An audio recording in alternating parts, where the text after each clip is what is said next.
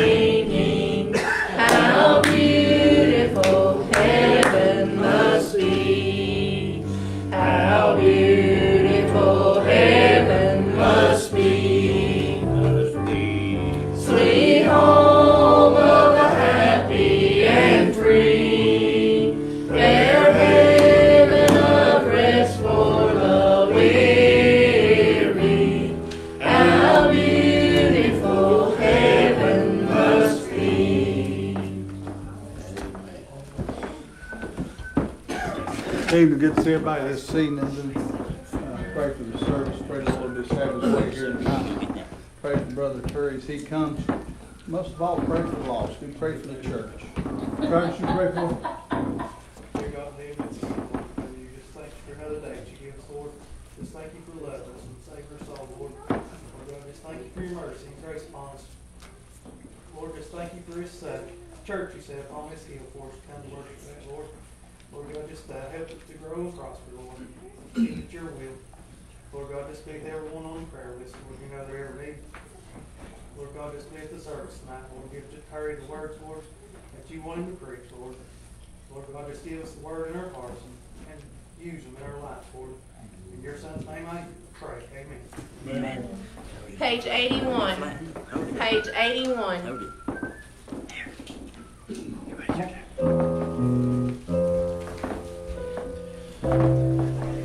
Years I spent in vanity and pride, caring not my Lord was crucified, knowing not it was for me he died on Calvary.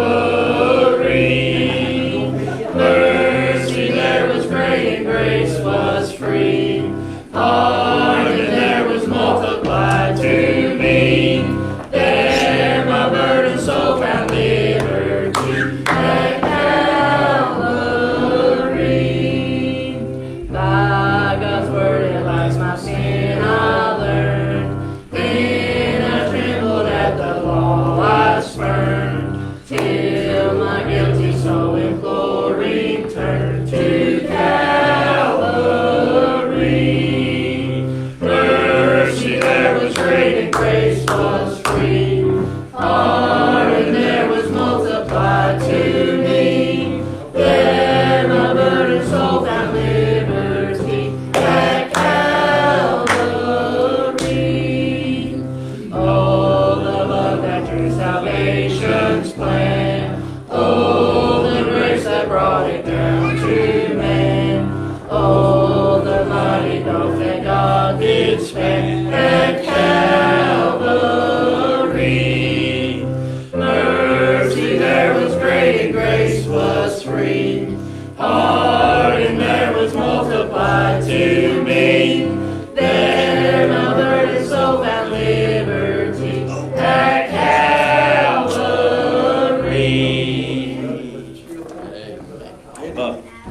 Andy needs some. Go over and sit there. Biggest insult I've had in a while. Amen. Like I said, it's good to be in the Lord's house this evening. Like I said, we appreciate each and every one that's come out to be with us tonight. Be much in prayer for all those that's not with us tonight. If you've not sanitized, Riley will be around to make sure that you have. And that way we're doing our part to keep down the virus. Amen. Riley's doing his part. So you got to, boy, I tell you what, train them up in today's time, son. They go around with a jug of sanitizer. Glory to God. Amen. Amen. We do appreciate you today. Appreciate everybody that's come out to be with us. Do be much in prayer for those that's not here. God knows where they're at and what's going on with them. So we always like to give you an opportunity to serve the Lord. So maybe somebody here tonight's got a song on your heart, a word, or a testimony tonight.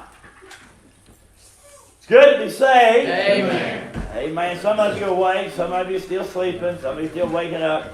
Amen. So if you got your Bibles tonight, we're going to turn over to the book of Proverbs, chapter number 22. Proverbs, chapter number 22. When you find your place, you're able, please stand with us for the reading of God's Word. Be much in prayer for service tonight, and we'll just only say that and do what God would have us to do and get out of the way. Amen. Just let Him take over. Proverbs chapter number 22. Do be much in prayer for all the things that's going on our prayer list, all those on our prayer list. I would like to mention, too, that I got informed this afternoon on the way in, up the steps, as a matter of fact, a few minutes before 7, that the Bible camp at Ebenezer, we're going to have Bible camp either way, whether it's at Ebenezer or whether it's at Heavenly Light Baptist Church. So one of the two. So we'll send out, as soon as we know for sure which one we're going to, if they're going to allow us to come to North Wilkesboro, then we'll do that. And everyone, we still need all the help that we can get. If not, then we'll do that Bible camp here for our children and all the surrounding churches that we can make known to them. they'll go home at night, and we'll just have our regular services there here. So be much in prayer about that. Whatever God wants done, then it'll be done. Amen. Right. So let's go and take Proverbs chapter number 22. We're going to begin to read in verse number 1. Bible said that a good name is rather to be chosen than great riches, and loving favor rather than silver and gold. The rich and poor meet together. The Lord is maker of them all. A prudent man foreseeth the evil, and hideth himself. But the simple pass on, and are prudent, are punished. By humility and fear of the Lord are riches, and honor and life. Thorns and snares are in the way of the froward, and he that doth keep his soul shall be far from them. Train up a child in the way he should go. When he is old, he'll not depart from it. Let's pray. Heavenly Father, we come to you today, Lord, to summon ourselves before thee. Lord, we thank you for another day, another privilege and opportunity, God, just to be able to come out to your house. Lord, I just thank you today, God, that you are the God above God. Lord, I pray today, dear Lord, that you just make yourself known here to somebody. Make yourself known here to all of us tonight, dear God. We just want to worship you in spirit and truth. Get the world, get the things of this world off our mind and off our heart. God, let us just come together to know you. Lord, I thank you for those that have come before us. Lord, that have laid down the foundation that we're able to be able to stand today. And God, that we're able to preach the word on the things that we've learned from them and learned from your word. And I pray, dear Heavenly Father, if there be one among us today that stands in need for any reason whatsoever, God, I pray you'll supply it according to thy will. Lord, if there's somebody here today, Lord, most of all, that's lost and undone, cold and indifferent, God, I pray today that they'll come back, they'll come to know you. Lord, I pray, dear Heavenly Father, for all those that, Lord, have been mentioned, that we've forgotten about, but God, I know you've not. Lord, you know this what's going on in our country and in our world today. God, I pray through all this trouble and trials, through all this turmoil, Lord, God, that you'll just shine bright and bright. Lord, you'll just take your people and you'll use them to do it. Lead us, guide us, and direct us, Lord, in all things. We thank you, we love you, we praise you. In Jesus' blessed name we pray. Amen. Amen. I know a lot of times we use these scriptures and when we're talking to someone about their children and things that they go through and all these things, but I've been thinking a lot about it, and about us as Christians. Amen. And I think that the Bible tells us over in the book of Ecclesiastes, I believe it's chapter number 3, it said over there that there's a time for everything, a season for everything under the sun. Amen. And I love this time of year. I guess I love this time of year more than probably any other time of the year. Some people like fall, some people like winter, some people like summer. I'm just a spring kind of guy. Amen. I love spring because things begin to bloom and life begins to come, and I know warm weather's on the way. Amen. But I just love spring. I love to see things begin to grow. And I like to see them start out as a little bloom and begin to turn into something amazing. I really like for them to see them start out as a little bloom, turn green, and take them off and fry them in a pan. Amen. Amen. Listen, now I'm telling you, some of them don't like fried green tomatoes. Well, I said that. The man told me he'd shoot me for taking one of his green tomatoes one time. But listen, I tell you right now, I love to see things begin to grow and begin to blossom and begin to grow and turn into something amazing. And not only does it feed for the soul and feed for this old body right here, but we can have those same things for feed for our soul. The Bible tells us a story over there. It gives us a parable of a sower. Amen. It goes forth a sowing the good seed. And listen, let me just tell you something. There's a lot of folks that don't get grown. There's a lot of gardens that never grow because they didn't sow good seed to start with. Amen. I promise you, the good sower went through and sowed. The good shepherd went through and he sowed good seed. Now I was thinking about that. The Bible said he went through and he sowed good seed. Some of it fell on good ground. Some of it fell on stony ground. Some of it fell by the wayside. And there's all the three different types of soil that was there, and we're not going to preach on all that tonight, but what we want to talk about tonight is that fell in the good ground. Amen. The good seed and the good ground. Amen. Let me just tell you something. Now, I don't know, some of you have been here a long time, been here many times. Some of you have been here before. Some of you may not have been here many times. But I'm just going to tell you something. You come up here to a good ground place. Amen. You know how I know it's good ground? When the Bible says holy ground. Amen. I like it when it said, just take your shoes off. Come on in to this holy ground. Amen. It's a place to get sown. It's a place to get grow, where you can begin to grow. It's a place where you can take root. Amen. I don't know who this is for. It might not be for nobody but me. Amen. I tell you, it's time we realize that the ground we got's pretty good. Amen. Pretty daggone good. So many folks out there looking for good ground, looking for different ground. I'm glad God got me in a good place. Amen. I'm glad He got me in a place where I could get planted in. Amen. We've seen some folks get planted. We've seen them grow. If you're here today and you've never been planted, I promise you today, the seed's out there and it wants to get down in your life and allow you to grow. Amen. Too many folks today never grow. I was thinking about that. The seed gets sown. We talked about all the other ground and how some of them grow, got choked out, and some of them fell by the wayside, and all those things, and it began to grow. You know, God on it, when He sowed the seed, and the seed got sowed in our life. We've been studying over the book of 1 Corinthians, and we're going to preach a little bit about some of the things that happened over there. And the Bible told them over there in the book of 1 Corinthians, chapter number 3. Paul told the Corinthians over there, he said, look, I'd like to give you the Word. Amen. He said, I would like to come to you and talk to you about spiritual things. Problem is you're too daggone carnal for me to talk to you about spiritual things. Amen. You just got too much of the world in you. Hey, I tell you right now, there's a lot of us as Christians, a lot of times in our Christian life, when we've never ever grown as far as a Christian is. Amen. We've got the seed planted. The Bible says that some have sown, some have watered, but God give the increase. Amen. And God comes in there and He saves our soul. But God expects us to grow after that. Listen, have you ever planted anything in the garden and expected it not to grow? Amen. Have you ever went out there and tilled the ground? Worked the ground. Went in there and fertilized the ground and put the seed in the ground and sat back and said, boy, my work's done. I'm glad I did that. I'm glad I did all that work. I don't want nothing for it. I don't even want that thing to grow. How many of you ever do that? How many of you waste your time in the garden hoping that nothing ever comes up? Amen? How many of you go out there and you hope that you never see anything? Absolutely not. Amen? Every time I pass down the road and I pass by my mother-in-law's garden, I can't wait till there's a major on it. Amen?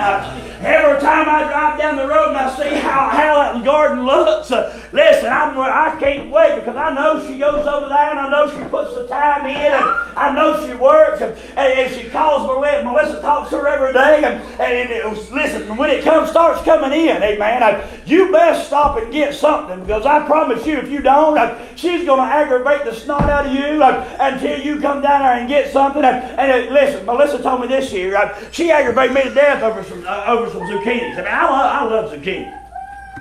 But I think she expected me to eat nothing but zucchini. Amen? Because she was sitting at home every day. But you know what? Melissa told me, she said, this year, you just take it home even if we throw it away. Amen? Listen, I said, okay. Listen, she's going to grow. Hey, somebody needs it. Amen? I can promise you today that God planted each and every one of us in the ground that He planted us because somebody needs it. Amen? Because somebody needs us in their life. We've got young folks. We've got family members. We've got neighbors. We've got co-workers. Hey, that might need to eat a little something off the vine. Amen. They might need a little something. Hey, we need to be able to grow to produce it. Amen. Amen. We need to be able to grow to produce it. If you don't never grow, you ain't never going to be produced. Listen, if you don't ever get watered a little bit, man, this ain't nowhere I plan. I wouldn't even plan on going to this place. Listen, if you get over there and God's planted that seed and put you in a garden, I can preach on the garden too. Amen. We've all got a garden. Amen. I told you, the Lord just impressed upon my heart a few years ago You know, so many times we worry about somebody else's garden, don't we? We see somebody else's, like, boy, I wish I had that. Boy, that's a good-looking garden right there, ain't it? That's a good-looking garden. That's a good-looking garden. Boy, I wish my garden looked that good. Hey, man, you ever see somebody else's garden and wish your garden looked like that? Hey, man, listen, I had folks tell me one time. I can't remember the lady's name, and I can't remember exactly which preacher was telling me. I got a good idea, but I won't make them names. She said, look, there was an older lady in his church. We'll just call her Miss Wilson. Said Miss Wilson said there was some of the other ladies in the church come up to her one day, and Miss Wilson's probably about 80 years old. They come up to her and they asked her, boy, I sure wish my garden was as pretty as yours. Said, you sure got a pretty garden. Miss Wilson said, you would too if you get off your lazy hind end. Amen. Listen, you want to know why gardens don't look so good sometimes? Amen. It's because we're too busy worried about somebody else's garden, and we're not busy and worried enough to go out there and stick a hoe in it. Amen. We're not too worried about it to go out there and make sure the weeds are out of it. We're not too worried about it to go out there and make sure it's got room to grow and to sprout. We're not too worried about it to go out there and tie them up. Amen. I tell you what, we get a little more concerned about our own ground, those around us, those we're in contact with. We might be able to grow. We might be able to produce some things in our very own life. Amen. Amen. Well, that works, don't it? Yeah. In our very own spiritual life. Now, I'll tell you what, you see I love tomatoes. I can eat tomatoes about all the time.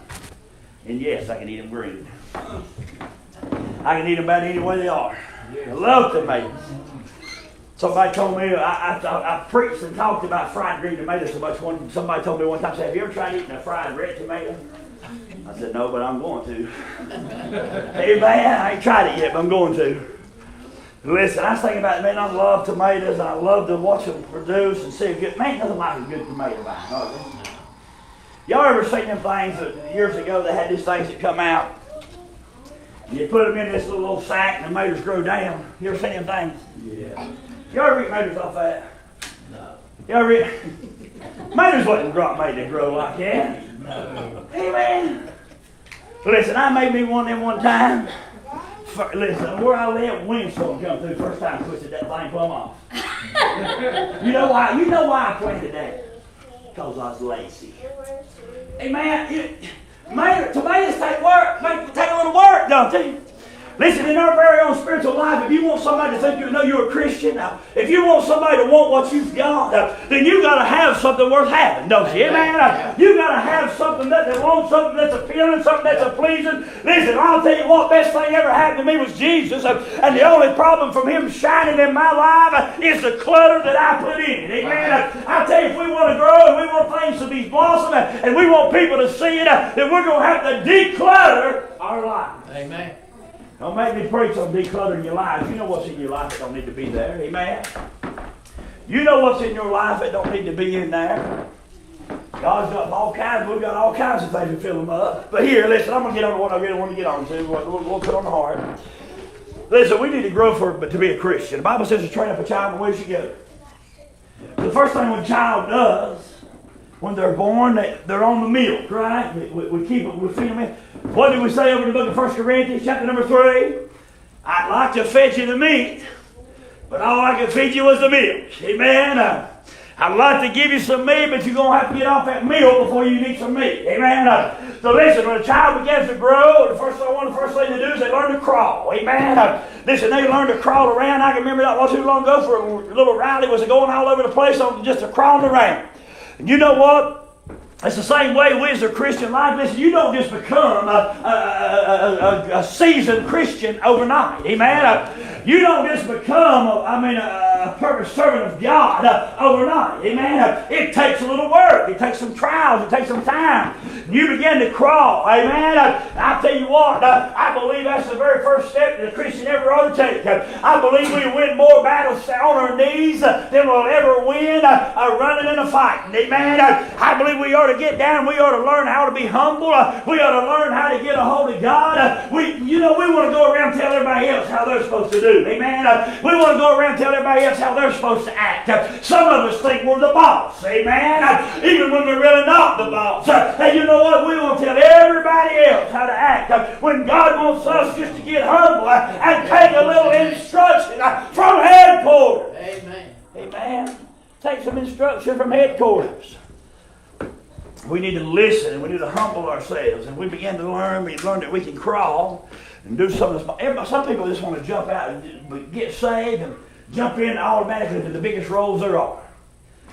You know, sometimes remember when you first young and you first get saved, as that old adage is, the old analogy is, that you felt like you could felt like you could storm hell with a water gun. Hey man, listen, you better go on. If you carry something beside that old King James right there, you'd be fighting with a water gun. Amen. Hey man, but I'm going to tell you right now, we need to learn to be able to crawl and get a hold of God. Next thing you know, you'll be able to walk. Hey man, you remember, I guarantee you, some of you young parents here, some of you older people here, y'all got grandkids, y'all remember the first steps they took. Amen. You remember when they first, it's amazing, wasn't it? Amazing to see those grandkids start taking steps and your kids take those first steps. Turn loose of something and start walking. Don't you know that's what God wants us to do? Quit holding on, amen. Step out for Jesus, amen. When's the last time you ever stepped out for Jesus? When's the last time you went out to do something for the Lord? Hey, we've been in quarantine. We can't do this. We can't do that. Well, let me tell you something. I've got a God that's big enough to allow us to have all kinds of ways to be able to go out and to do something. To be able to get out all across the world. Amen. I tell you, we've got a God that's big enough to help us to be able to do something for Him. Hey, you don't have to be some preacher. You don't have to be some big singer or musician. You don't have to be something great in other people's eyes. You just got to do what God tells you to do and to step out on Him. Amen. Stand up.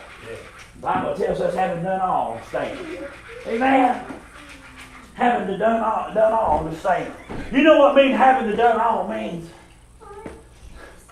That means to put forth the effort. Amen.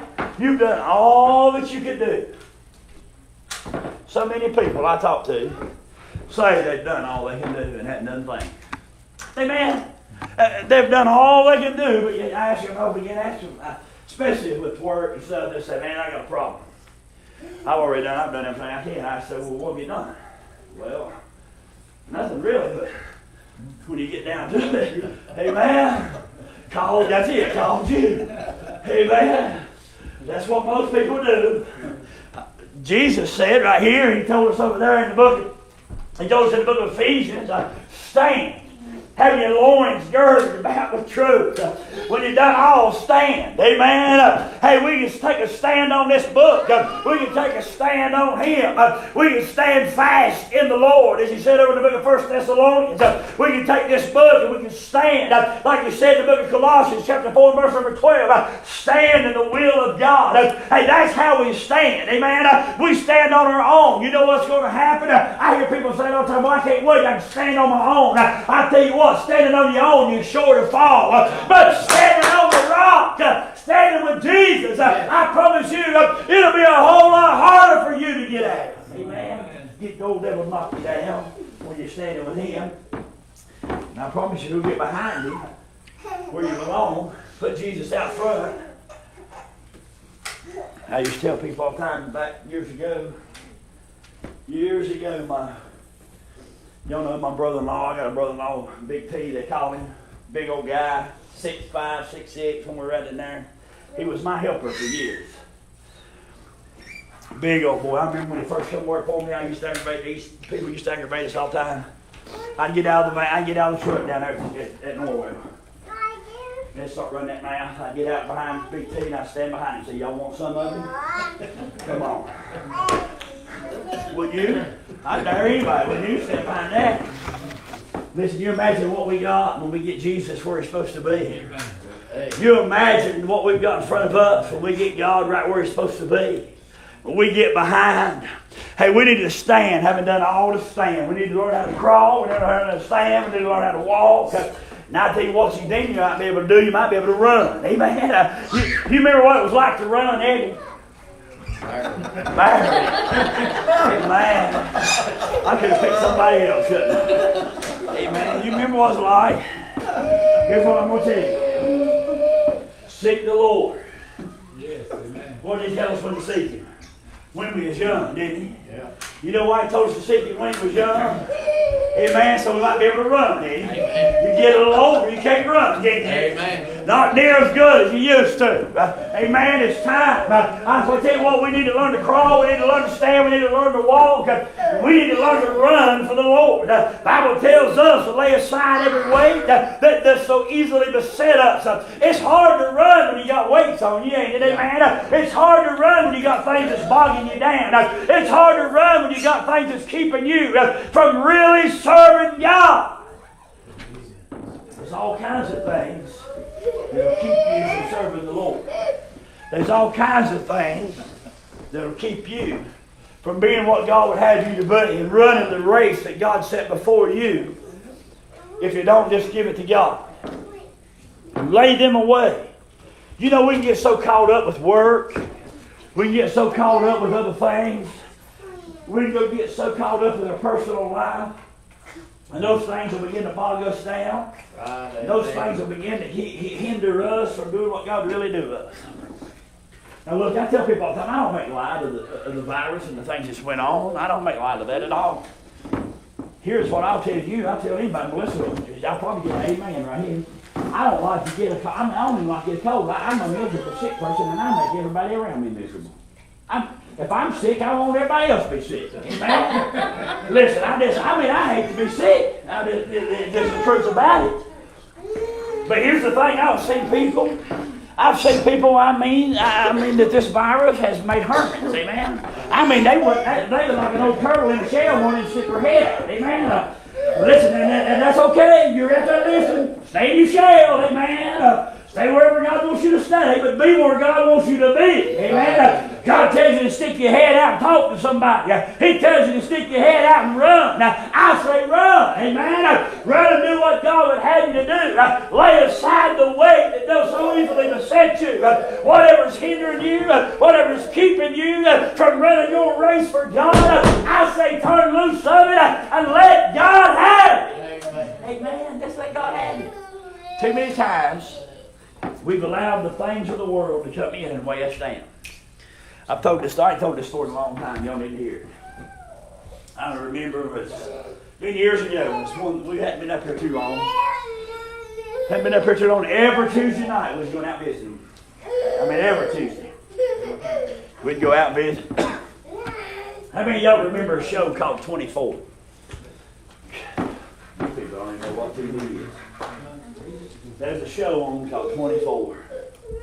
Jack Bauer. Man, he was a tough guy. He was a bad guy. He was something else. Every Tuesday, this is before DVR, just so y'all know. Every Tuesday night at 9 o'clock, that show come on.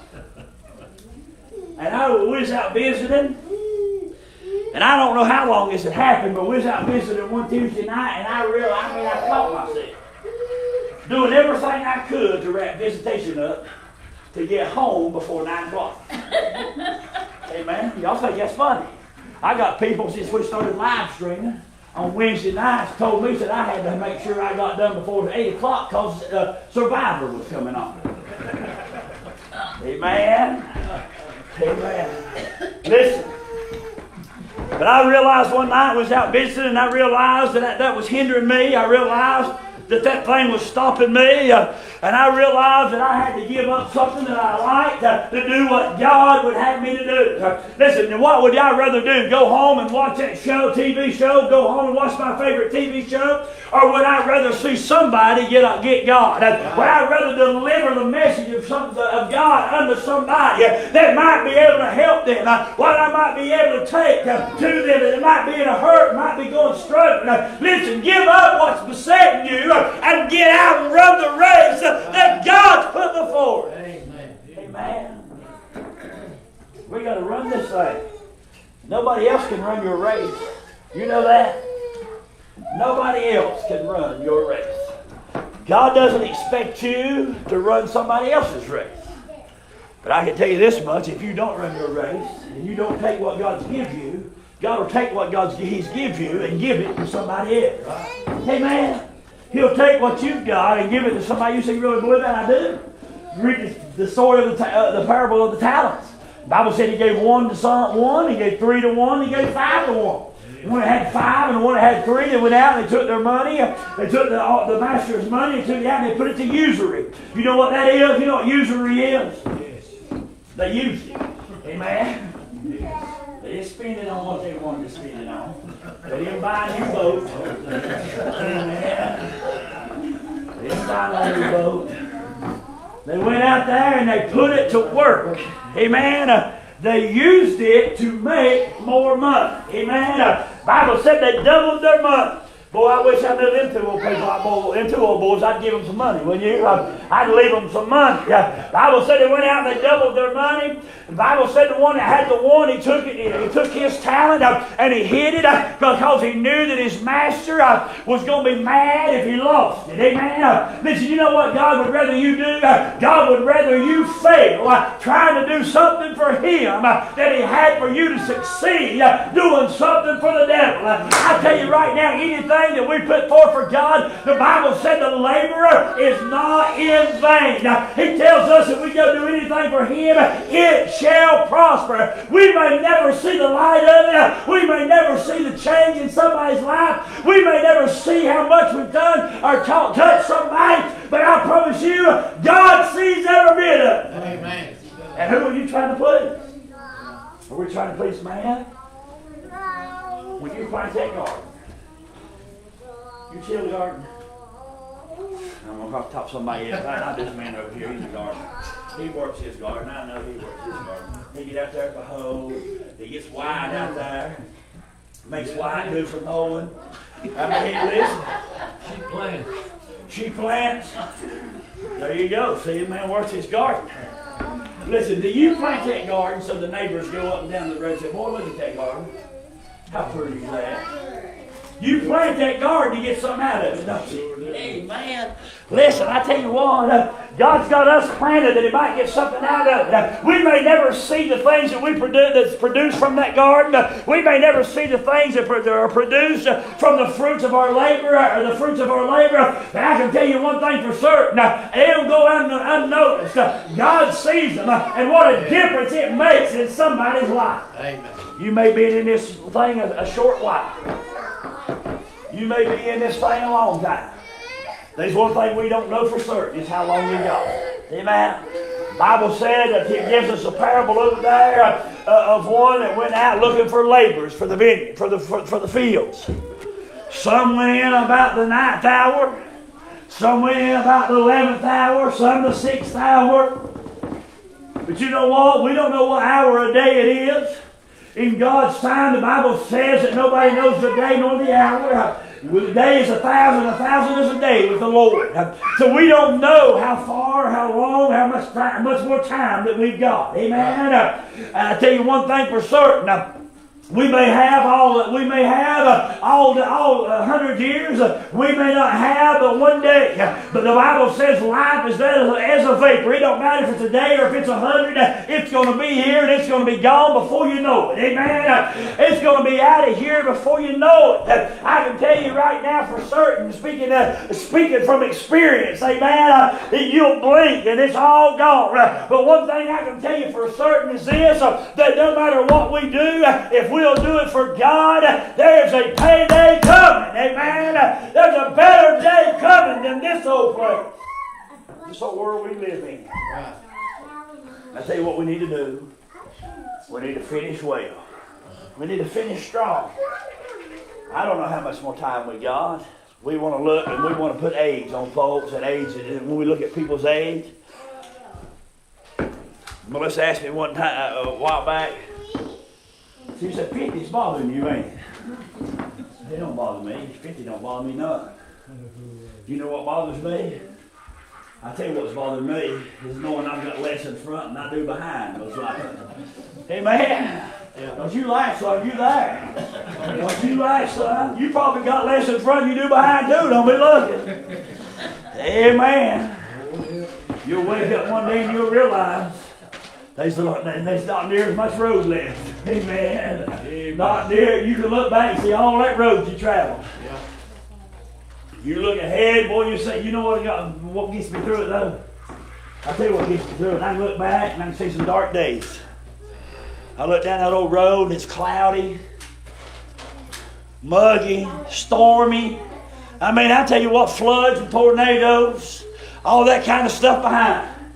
And I get to looking toward the end of that road. I see the sun shining. I ain't talking about the S-U-N, amen. I'm talking about the S-O-N. I know one of these days we're going to finish strong. We need to finish out of this thing with the hammer down, amen. The Bible says the fervent prayer of a righteous man availeth much. You want to know what fervently means? I think all of us need to finish fervently. You ever seen a runner run a race, and when he gets to the end, right to the finish line, he'll stretch out as much as he can to try to act fervently, amen. That's putting everything on the line. I say let's finish strong. Every head's bowed, every eye closed, every Christian friend, every heart pressure.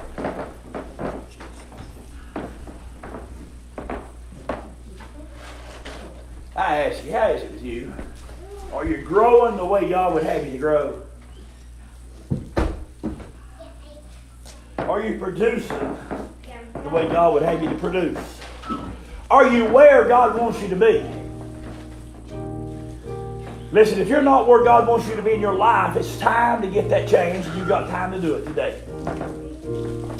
If you're here today and you need to produce more, would you come? Altar's open. I'm not going to ask a lot of questions tonight. I want you to know the altar's open for anyone for any reason. There's people on the altar already. Calling out to God. Are you producing what God wants you to produce? We'll preach another night on the things that we can produce and the fruits that God would have us to produce.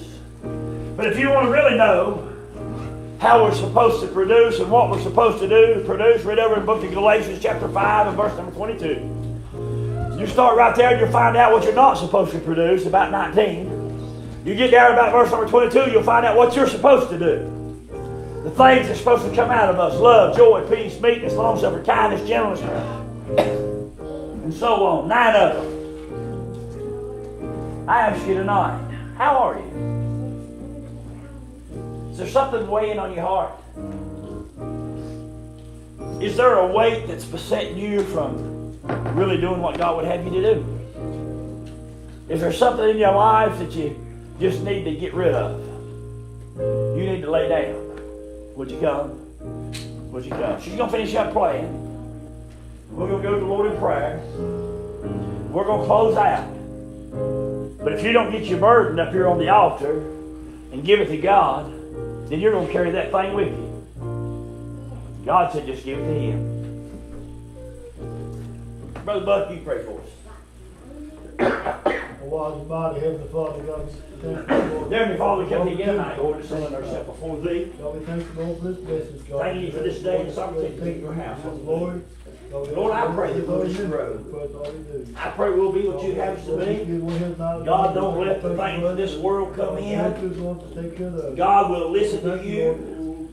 We'll follow you. We'll trust you, Lord. I pray, dear God, for all those coming out, Lord, they'll get exactly what they need before they leave. I pray, dear Lord, for those who should have come today, Lord, whatever their need is, whatever's hindering them from keeping them where they're at, you'll help them, Lord. Thank you for here, God, that the church, Lord, is growing problem for you, God. That we want to do, God, we want to be for you. And praise your holy name, I want to pray. Amen. Amen. Amen. We do appreciate each and every one of you. Maybe somebody's got a word or a testimony on your heart before we close. Somebody today who's a birthday. Birthday? Yeah, All right. Let's all stand. We'll sing happy birthday to Joe. Happy birthday to you. Happy birthday to you. Happy birthday, God bless you. Happy birthday to you. Amen. 29 years old. 29 years old. 56. Listen, I told him, Cecil, when I had my 50, I said, I'm having my 25th. Amen. Listen. Amen. Anybody else, something on your heart? I'd like to say a word. I believe it's coming Tuesday. My mother will be passed away 54 years. And I know the reason that God took her to show Eddie and my sister, Hagel, and myself that we needed to be saved for Christ. You know, the pastor come to our home that night and he told me all about Jesus. He said that all you have to do is confess with thy mouth the Lord Jesus, and you'll be saved. Yeah. Well, I just couldn't do it that night. Of course, I followed along the crowd like with Eddie and them and thinking, well, yeah, it worked. But it wasn't my time. Yeah. But about 2 or 3 days later, that scripture stayed right with me. I couldn't get rid of it with confessing thy mouth to the Lord Jesus. And I was on the job. And I tell you what, when the light shined into that soul of mine, my heart just flipped, and that's no lie. And I mean, I've never forgot that second. But I was on the job when God saved me. Amen. That night, I know he brought the news to Brother Ed Levin and Preacher Perkins. And I tell you what, it's been a joy ever since. Amen. And it's been a joy here today.